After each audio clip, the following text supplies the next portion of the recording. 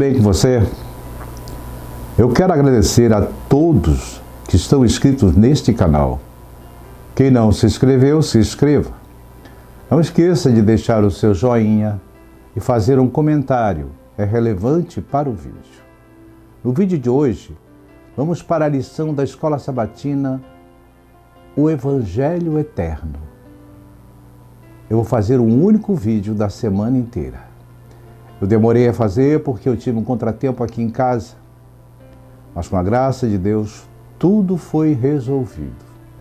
Foram problemas hidráulicos. Não se esqueçam de sintonizar e compartilhar a Rádio Rede 7, uma rádio a serviço da esperança. É do nosso irmão João Pedro Castro e sua esposa, que fica em Garibaldi, no Rio Grande do Sul. E agora, quem puder, curve sua fonte e vamos orar.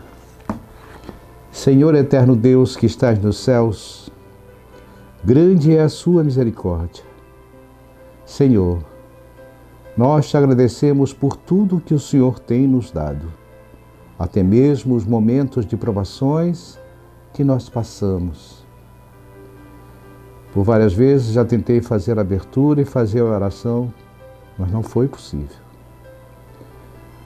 No meu íntimo, me pede que algum irmão ou irmã tem problemas financeiros, problemas de doenças com a família. Senhor, eu lhe peço que esse irmão que está assistindo agora, que tem esses problemas, incline, Senhor, o seu rosto para ele. Dê a ele a sua bênção, a sua misericórdia. Se for possível, o atenda naquilo que ele precisa. Ó Senhor, nós te agradecemos. Senhor, nos ajude também a compreender a sua palavra. Nos dê sabedoria. Eu e você que está assistindo a esse vídeo. Em nome de Jesus. Amém. Vamos recapitular a nossa lição?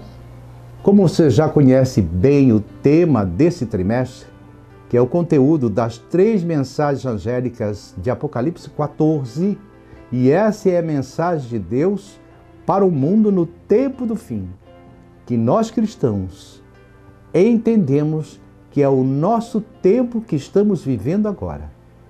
Na parte de sábado, no antigo Israel, quando os povos pagãos eram politeístas, adoravam múltiplos deuses de madeira, de pedra. Em Deuteronômio, capítulo 6, versículo 4, encontramos a declaração de fé clara e distintiva. Escuta, Israel, o Senhor é o nosso Deus, o único Senhor. O texto bem conhecido dos judeus, como Shema, que quer dizer ouça ou escute. Esse nome vem da primeira palavra do verso. Ouve, Israel, o Senhor é o nosso Deus, o único Senhor. Naquela época e hoje também, o politeísmo predomina no mundo. A declaração de Israel de que só reconhecia o único Deus era a sua profissão de fé. O mesmo se aplica a nós cristãos. É o diferencial da nossa crença distintiva. No terceiro parágrafo da nossa lição, prossegue dizendo que para os adventistas do sétimo dia, as 3 mensagens angélicas de Apocalipse 14 são o nosso Shema. Elas são a nossa profissão de fé. Nos define que somos um povo que foi chamado para uma missão no mundo. A nossa identidade profética singular está descrita em Apocalipse, capítulo 14, versículos de 6 a 12. E é ali que encontramos a nossa paixão para proclamar o Evangelho Eterno a todo o mundo. Vamos para a parte de domingo. Um livro de esperança e de graça. Vejamos a pergunta número 1. Leia Apocalipse capítulo 1, versículo 1 a versículo 3. e Apocalipse 14, versículo 6. Porque essas passagens não falam apenas sobre destruição, mas também sobre o Evangelho eterno. Geralmente, a palavra Apocalipse, muitas pessoas temem, têm medo de ler, porque associam Apocalipse a desastres, desolação, com cenas horrendas e o fim do mundo. Mas, na verdade, a palavra Apocalipse significa revelação. É o verbo apocalipto. Esse verbo é formado por outras duas palavras. Em grego, apo, que é o prefixo de negação, e calipto, que significa cobrir. Então, apocalipto significa descobrir. Apocalipse é o descobrimento ou uma revelação que foi dada diretamente por Jesus a João. Tanto que em Apocalipse, capítulo 1, versículo 1, diz que o livro se trata de revelação de Jesus Cristo, que é o grande herói do livro de Apocalipse. Ele aparece do começo ao fim do livro. Em Apocalipse, capítulo 14, versículo 6, é dito que o primeiro anjo tinha o evangelho eterno para anunciar aos que habitam sobre a terra, bem como cada nação, tribo, língua e povo. Portanto, a primeira mensagem angélica de Apocalipse, capítulo 14, fala sobre o Evangelho. A palavra Evangelho também vem do grego, que quer dizer boas novas, boas notícias. Então anote como resposta a pergunta número 1. Por que essas passagens não falam apenas sobre destruição, mas também sobre o Evangelho eterno? É porque Apocalipse é uma revelação que vem de Jesus e que é sobre o próprio Jesus e seu Evangelho eterno, as boas novas da salvação. Agora vamos para a parte de segunda-feira.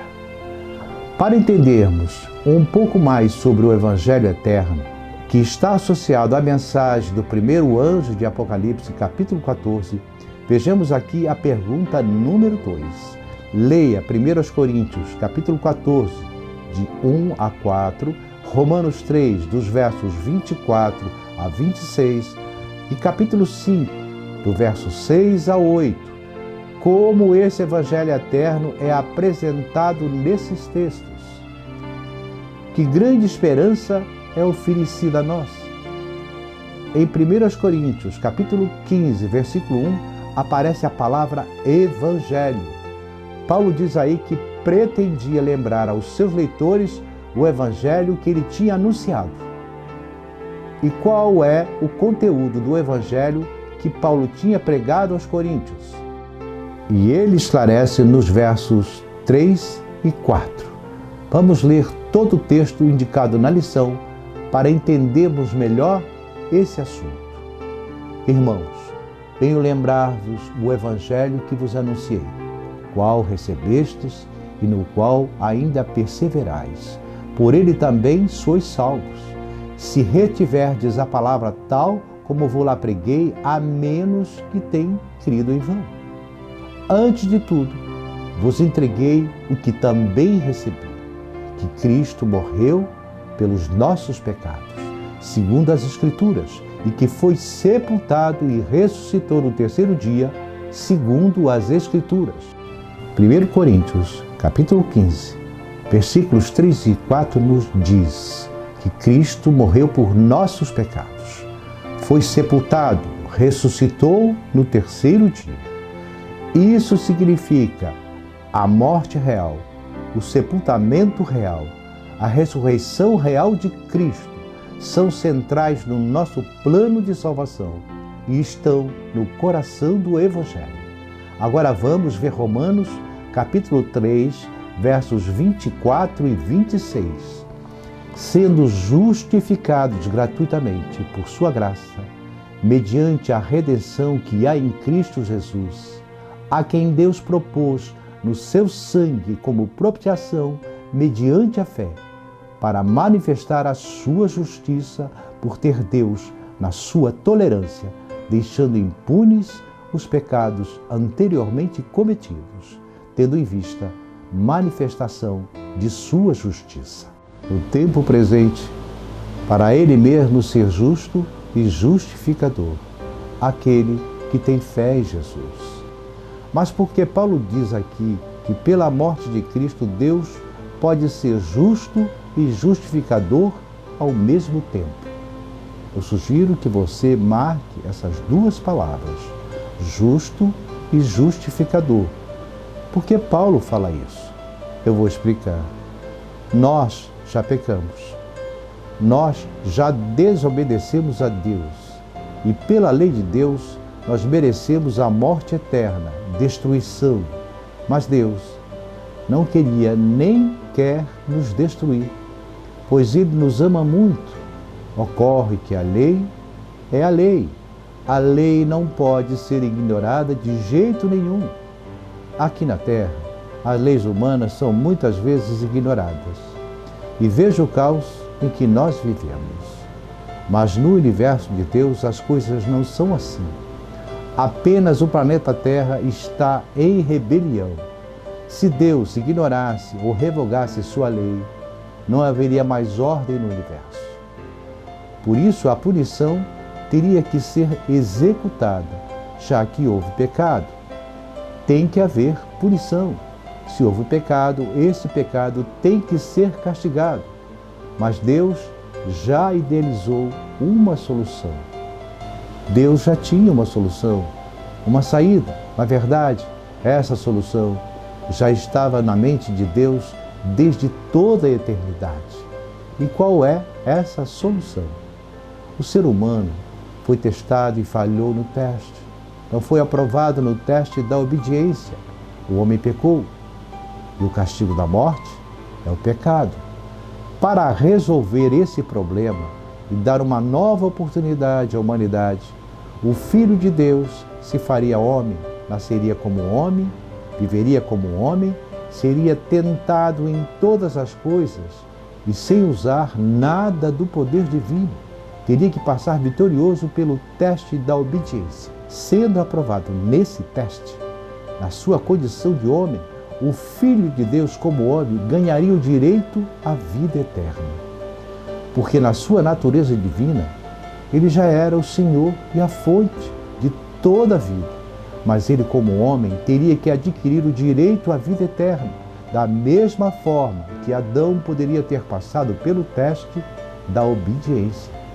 Pois bem, depois de passar pelo teste e ser aprovado, adquirido como um ser humano o direito à vida, Jesus tomaria para si a punição pelos pecados da humanidade. Ele sofreria e morreria no lugar dos pecadores. Ao sofrer e morrer pela culpa do homem, Jesus então deixaria um crédito, o crédito de seu direito à vida eterna adquirido por sua estrita obediência. Esse crédito é que ele ofereceria gratuitamente ao homem como presente. Mas seria somente isto? Não. O homem teria que aceitar também a vida de Jesus. Ele teria que se arrepender sinceramente de seus pecados e abandoná-los. Teria de andar assim como Cristo andou, guardando os mandamentos de seu Pai. E o que diz a primeira epístola de João, capítulo 2, versículo 6. Veja o que está escrito na Bíblia. Aquele que diz que permanece nele, esse deve também andar assim como ele andou. Vamos agora a alguns textos do Espírito de Profecia. Cristo morreu porque não havia outra esperança para o transgressor. Este poderia procurar guardar a lei de Deus no futuro, mas a dívida que ele contraiu no passado continuava a existir, e a lei teria de condená-lo à morte. Cristo veio pagar para o pecador essa dívida que ele era impossível de pagar por si mesmo. Assim, por meio do sacrifício expiatório de Cristo, concedeu-se outra oportunidade ao homem pecaminoso. O conceito transmitido por esse parágrafo é muito claro. Mesmo que o ser humano parasse de pecar agora, isso certamente é o que nós devemos fazer. Ainda assim, haveria uma dívida passada para com a lei de Deus a ser paga. E o salário do pecado cometido, o que é? É a morte. Por isso, que para o homem ter outra oportunidade de vida eterna, Jesus teria que vir para nos salvar. O homem não teria como se salvar a si mesmo. Por fim, vamos ler outro texto que está em Parábolas de Jesus, página 168. Satanás declara que era impossível ao homem obedecer aos mandamentos de Deus. E é verdade, porque por nossa própria força não lhe podemos obedecer. Cristo, porém, veio na forma humana e por sua perfeita obediência provou que a humanidade e a divindade podem obedecer a todos os preceitos de Deus, mas todos quantos o receberem, deu-lhes o poder de serem feitos filhos de Deus, aos que creem em seu nome. Este poder não está no instrumento humano, é o poder de Deus. Quando uma alma recebe a Cristo, recebe também o poder de viver a vida de Cristo. Vamos agora para a terça-feira da nossa lição, que tem como título Uma História da Graça. Vejamos aqui a pergunta número 3. Leia Apocalipse capítulo 13, versículo 8. E 1 Pedro capítulo 1, do verso 18 ao verso 20. O que esses versos nos ensinam sobre o plano de salvação? O texto de Apocalipse capítulo 13, versículo 8, é aquele que diz o seguinte: E adorarão todos que habitam sobre a terra, aqueles cujos nomes não foram escritos no livro da vida do Cordeiro, que foi morto desde a fundação do mundo. Esse verso apresenta uma dubiedade gramatical, conhecida como anfibiologia estrutural, que é a situação em que uma frase ou oração apresenta dois sentidos gramaticalmente passíveis, da maneira como está assegurado no texto. Não é possível afirmar com certeza a que se refere as palavras desde a fundação do mundo. Os nomes é que não foram escritos no livro da vida desde a fundação do mundo, ou é o Cordeiro que foi morto desde a fundação do mundo? Veja em Apocalipse capítulo 17, versículo 8, o que diz: A besta que vistes era e não é. Está para emergir do abismo e caminha para a destruição. E aqueles que habitam sobre a terra, cujos nomes não foram escritos no livro da vida desde a fundação do mundo, se admirarão, vendo a besta que era, não é, mas aparecerá. Se tomarmos o texto de Apocalipse capítulo 17, versículo 8, para esclarecer o sentido de Apocalipse capítulo 13, versículo 8, teremos que concluir que a intenção original de João foi dizer que vão adorar a besta todos aqueles que desde a fundação do mundo não têm seus nomes escritos no livro da vida do Cordeiro, que foi morto. Mas já o texto de 1ª carta de Pedro, capítulo 1, versículo 18 a 20, é bem claro. Aqui não há divergência. O verso diz que o sangue de Cristo foi conhecido como efeito antes da fundação do mundo, porém, manifestado no fim dos tempos por amor de vós. Mas como assim? O que isso quer nos dizer? Vamos entender. O que Pedro está querendo dizer é que o plano de salvação não foi criado na última hora para redimir uma situação como se Deus houvesse sido pego desprevenido. Não foi isso. O plano da salvação já tinha sido elaborado antes da criação do mundo. É que o plano da redenção já existia na mente de Deus desde a eternidade. Além disso, lá no céu, depois da rebelião de Lúcifer, o Pai e o Filho fizeram um pacto de que se o homem cair no pecado, e ele já sabia o que era isso que viria a ocorrer, o Filho de Deus desceria a este mundo para dar uma nova oportunidade à raça pecadora e salvar os transgressores que viessem a se arrepender. Veja esse texto que aparece aqui no Desejado de Todas as Nações, na página 11. Diz o Espírito de Profecia: o plano de nossa redenção não foi um pensamento posterior, formulado depois da queda de Adão. Foi a revelação do mistério que desde os tempos eternos esteve oculto. Foi um desdobramento dos princípios que tem sido desde os séculos da eternidade o fundamento do trono de Deus. Desde o princípio, Deus e Cristo sabiam da proposta de Satanás e da queda do homem mediante o poder enganador do apóstolo. Deus não ordenou a existência do pecado, previu-a, porém, e tomou providências para enfrentar a terrível emergência. Tão grande era o seu amor pelo mundo que consentiu entregar o seu Filho unigênito para que todo aquele que nele crer não pereça, mas que tenha a vida eterna. Ainda no Desejado de Todas as Nações, na página 590, a gente encontra esse texto importantíssimo. Antes que os fundamentos da terra fossem lançados, o Pai e o Filho se haviam unido num concerto para redimir o homem se ele fosse vencido por Satanás. Haviam-se dado as mãos num solene compromisso de que Cristo se tornaria o fiador da raça humana. Esse compromisso cumpriria Cristo quando, sobre a cruz, soltar o brado: está consumado. Dirigir-se a seu Pai, o pacto fora plenamente satisfeito. Agora ele declara: Pai, está consumado. Fiz, ó meu Deus, a tua vontade. Concluí a obra da redenção. Se a tua justiça está satisfeita, quero que onde eu estiver, também eles estejam comigo. Vamos ver o que está escrito na página 149. O céu encheu-se de tristeza quando se compreendeu que o homem estava perdido e que o mundo que Deus criara deveria encher-se de mortais condenados à miséria, enfermidade e morte. E não haveria um meio de livramento para o transgressor. A família inteira de Adão deveria morrer.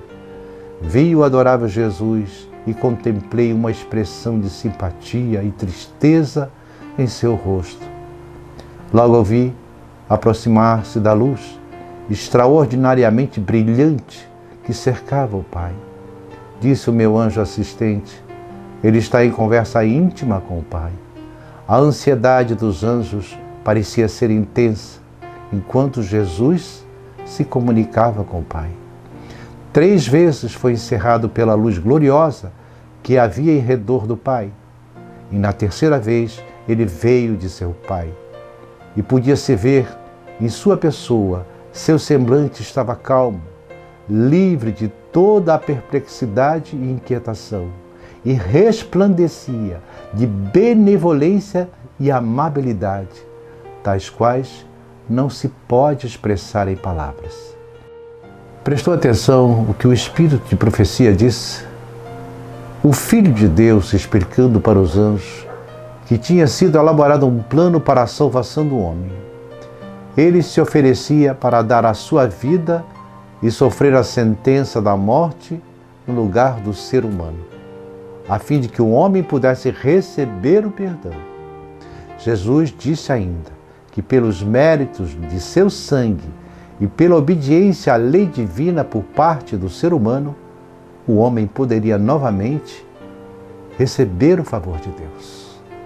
Agora vejamos o que o Espírito de Profecia relata na página 151 dos primeiros escritos.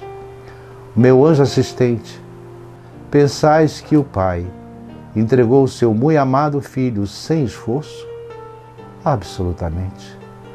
Foi mesmo a luta para o Deus do céu decidir se deixaria o homem culpado perecer ou dar seu amado Filho para morrer por eles. Os anjos estavam interessados na salvação do homem, que se podia encontrar entre eles os que deixariam sua glória e dariam a vida pelo homem que ia perecer. Mas disse o anjo: de nada adiantaria. A transgressão era tão grande que a vida de um anjo não pagaria a dívida. Nada, a não ser a morte e intercessão de seu filho para pagar essa dívida. E salvaria o homem perdido na tristeza e na miséria, sem esperança. Agora você entendeu que o plano da salvação já estava na mente de Deus desde a eternidade. E que o acordo entre o Pai e o Filho foi feito mesmo antes da criação do mundo. Vamos descobrir quem são os destinatários dessa mensagem de salvação. A quem essa mensagem deve ser levada. Veja na lição de quarta-feira. Agora, na lição de quarta-feira, cujo título é Em Todo o Mundo, vamos ver a pergunta número 4, que diz o seguinte: qual é a extensão da proclamação do Evangelho eterno e por que isso é importante para a nossa missão e o nosso chamado? O texto que a lição sugere é de Apocalipse 14, versículo 6. Diz que o Evangelho eterno deve ser proclamado para todos que habitam sobre a terra, a cada nação, tribo, língua e povo. Então a resposta é que a extensão da proclamação do Evangelho eterno é mundial e global. E por que isso é importante para a nossa missão e o nosso chamado? A resposta é que, diante de um desafio tão grande, devemos deixar de lado as futilidades mundanas e buscar uma vida de consagração para sermos revestidos pelo poder do Espírito Santo. E desde já dedicar nossa atenção e nossos esforços à pregação do Evangelho eterno. É isso que Deus espera de nós. Vejamos agora a pergunta número 5, que diz: leia Mateus, capítulo 28, versículo 19 e 20, como esses versos se encaixam com a mensagem do primeiro anjo. A resposta a essa pergunta é que Jesus ordenou aos seus seguidores irem pelo mundo e fizessem discípulos de todas as nações, batizando em nome do Pai, do Filho e do Espírito Santo. Agora eu quero chamar a sua atenção para algo interessante. É importante podermos extrair aqui no texto de Mateus, capítulo 28, versículo 19 e 20. Jesus mandou que seus seguidores fizessem discípulos de todas as nações, batizando-os em nome do Pai, do Filho e do Espírito Santo e ensinando esses mesmos discípulos a guardar todas as coisas que ele tinha ordenado. Na verdade, meu querido irmão, a Bíblia e o Espírito de Profecia nos mostram que a maioria dos batizados vão se perder. É triste descobrir isso, mas é verdade. Então, se você se empenhar em apenas levar a pessoa ao batismo, sua tarefa está incompleta. Não basta isso. Jesus mandou também ensinar as pessoas a guardar tudo que ele ensinou. Está escrito que Jesus mandou aos seus seguidores ensinar os novos discípulos a guardar todas as coisas que ele tinha ordenado. Se você costuma marcar na sua Bíblia, eu sugiro que você sublinhe aqui a palavra todas. Está escrito todas as coisas. Nesse ponto, algumas vezes, nosso trabalho tem sido deficiente. Nós temos batizado as pessoas, mas não as temos instruídos na doutrina bíblica e nos ensinos de Jesus. Diz aí o apóstolo Paulo, e anote na sua lição, segundo a epístola de Paulo a Timóteo, no capítulo 2, versículo 15, que diz: procure apresentar-te a Deus aprovado como obreiro, que não tem de que se envergonhar, que manejamos bem a palavra da verdade. Nós precisamos estar habilitados a ensinar a palavra de Deus. Precisamos ser obreiros de que não temos de nos envergonhar, que manejamos bem a palavra da verdade. Deus sabe o contexto de cada um, mas você precisa se esforçar para oferecer o seu melhor para Ele. Cada qual deve buscar fazer o melhor para Deus dentro das suas possibilidades. Então, aquilo que estiver ao seu alcance, busque com o coração conhecer cada vez mais a palavra de Deus. E aquilo que você aprender, transmita aos outros. Se você tiver sintonia com Deus, permitindo que o Espírito Santo guie você, será usado como instrumento do céu para a proclamação das 3 mensagens angélicas. Foi por isso que a Igreja Adventista do Sétimo Dia surgiu. Foi por isso que você se uniu à igreja. Aliás, é disso que trata a nossa lição de quinta-feira, que tem como título Um Movimento Missionário. Vejamos aqui a pergunta número 6. Que semelhança há nos seguintes textos? A lição traz os textos de Apocalipse 14, verso 6, Atos dos Apóstolos, capítulo 1, versículo 8 e Mateus, capítulo 24, versículo 14. O que esses textos têm em comum? Todos esses 3 versos falam da missão de pregar o Evangelho ao mundo todo. É isso que você pode escrever na lição. Todos esses textos falam da missão de pregar o Evangelho ao mundo. O cristianismo já nasceu com a vocação de levar a mensagem aos outros e de fazer discípulos em todas as nações. Da mesma forma, o Adventismo do Sétimo Dia também é um movimento missionário mundial. Isso atende à profecia de Apocalipse capítulo 14, versículo 6 e também à ordem do Mestre. Em Atos dos Apóstolos, capítulo 1, versículo 8, vamos ver o que está escrito. Mas recebereis o poder ao descer sobre vocês o Espírito Santo, e sereis minhas testemunhas, tanto em Jerusalém, como em toda a Judéia e Samaria, até os confins da terra. Os discípulos de Jesus, no primeiro século, receberam a incumbência de serem suas testemunhas em Jerusalém, na Judéia, Samaria, até os confins da terra. Da perspectiva de Jerusalém, nós que estamos aqui no Brasil, já nos encontramos nos confins da terra. Pensem na distância que existe de Jerusalém até aqui no Brasil. Os apóstolos nem imaginavam que existisse a América do Sul.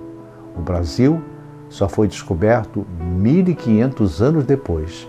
Então nós que estamos aqui nos confins da terra, vamos cumprir a tarefa que Jesus nos ordenou: pregar o Evangelho para os que estão próximos de nós. Com isso, eu não estou dizendo que não há necessidade de enviar missionários para as outras terras, como principalmente os países muçulmanos, a Índia, a China, a Ásia Central, que fazem parte da janela 1040. Mas isso não está no nosso alcance. Vamos pregar o Evangelho aos que estão ao nosso redor. É a nossa missão. E além de pregar o Evangelho como tinha sido ordenado aos primeiros cristãos, vamos também apresentar as 3 últimas mensagens de advertência ao mundo. Essas 3 mensagens são o Evangelho aplicado às condições que vivemos agora nesse tempo do fim, pois nós estamos no tempo do fim.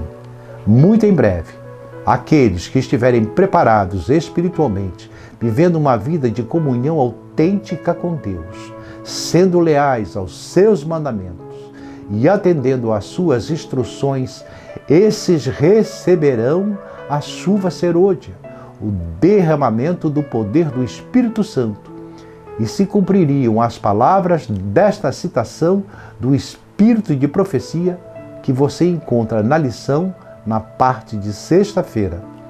Um texto do Grande Conflito, página 508.